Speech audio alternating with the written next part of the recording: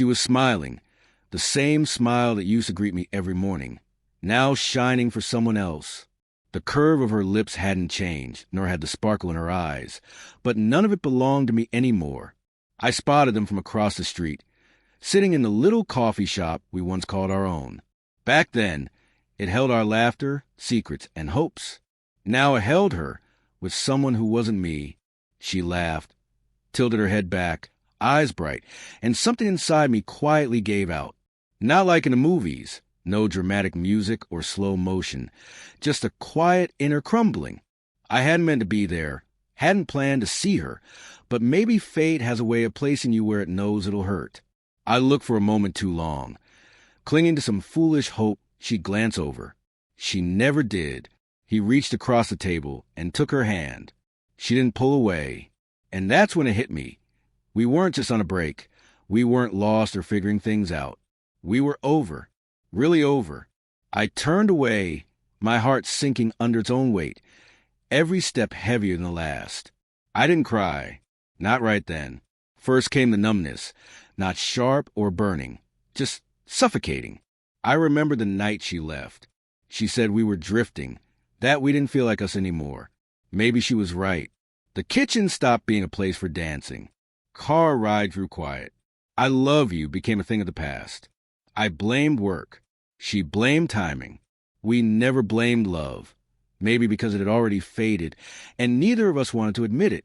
So when she packed her bags, I let her. I didn't protest or plead. I just watched, hoping she'd turn around. She didn't. I stayed in that apartment with its creaky floors and too much light. Her scent lingered longer than her presence. I'd still check my phone in the middle of the night, hoping for something that never came. Months slipped by. I tried dating. I tried pretending. But nobody felt like her. And maybe that was a problem. I wasn't supposed to find someone like her. I was meant to grow past her. But I hadn't. Not yet. So when I saw her that day, smiling with someone new, I told myself it was a closure I needed, that seeing her happy would finally release me. It didn't. It just deepened the ache. I disappeared for a while, deleted apps, changed routines, avoided old streets and old haunts. I didn't just need space from her. I needed space from who I was when I loved her. Then came the rain, the kind that doesn't feel like weather but something more personal. I was walking, head down, soaked, lost in thought when I heard it. My name, soft, unsure. I turned. There she was, drenched, hair plastered her face, eyes locked on mine like time hadn't moved. She whispered again, louder, "It's really you." I stood frozen, unsure if this was real or just memory playing tricks. She stepped closer, tears mixing with the downpour. "I've been looking for you," she said. I wanted to ask, why now? Why after everything? But she spoke first. "I saw you that day at the coffee shop.